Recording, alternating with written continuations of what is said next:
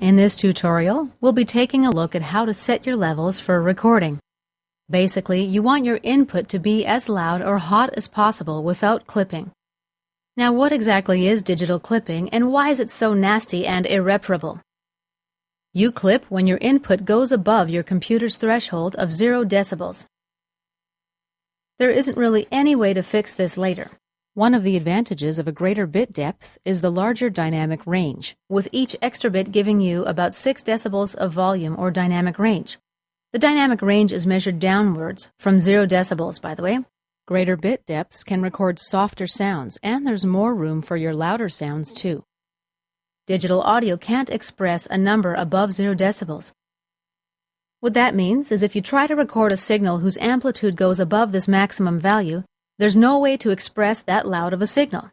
Your computer will do the best it can, though, and reproduces a string of -0 decibel values, which wind up looking like this. The flat top line you see here results in a buzz or distortion, and it's unbearable. When you set your levels, first make sure that the meters on your audio interface, like your sound card, aren't going into the red. This is usually an indication of clipping. If they are, then turn down your source device until the meters are no longer going into the red. But since audio interfaces vary, do a test record and then have a listen also. One manufacturer may allow signals, especially peak signals or transients, to go into the red without introducing distortion, while another may clip when signals barely hit the overload indicators. One thing not to do when you clip is to turn down the output in your software or on your output device, like your monitors. This is only going to give you softer clipping or obscure the clipping completely, because the source of the clipping is the input. On the other hand, recording a soft signal gives you a less accurate representation of the audio in digital form. That's an inevitable part of the digitizing process, whereby the audio signal gets converted into numbers. If your input is soft, the sound will be represented by fewer zeros and ones than if it's louder. So the quantization error will result in a much more inaccurate representation of your sound. Louder levels will be represented by higher numbers, so the resulting sound will be more full and more accurate. By the way, quantization error refers to the natural inaccuracies that occur as your audio signal gets converted to digital numbers.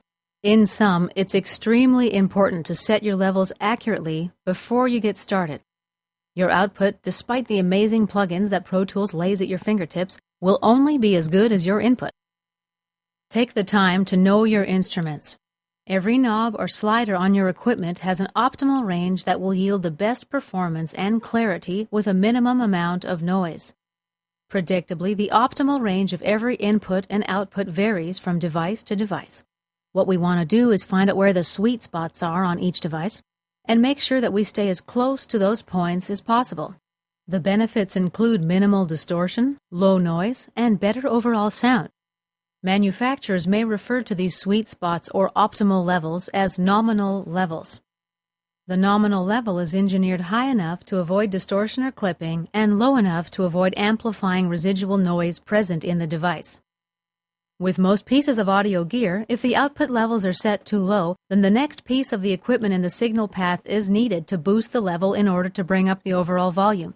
Raising the level much past the nominal level has the unwanted side effect of also increasing the volume of low-level noise on the input device.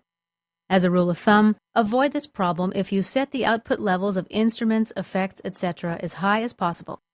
The exception to the rule is when the output level of your instrument is set so high that your audio device's input can't handle the signal and distorts or clips. In this situation, you've got to back off the output level of your instrument until you hear a clean signal with no distortion. How do you determine the nominal level of your gear? Fortunately, most instruments' nominal levels tend to be at about 3/4 of max volume. Unless your docs indicate otherwise, if your volume goes up from 1 to 10, set it around 7. You might find that if you play your instrument really hard, you may need it lower, or if it's a very soft touch, you might need it a little bit louder.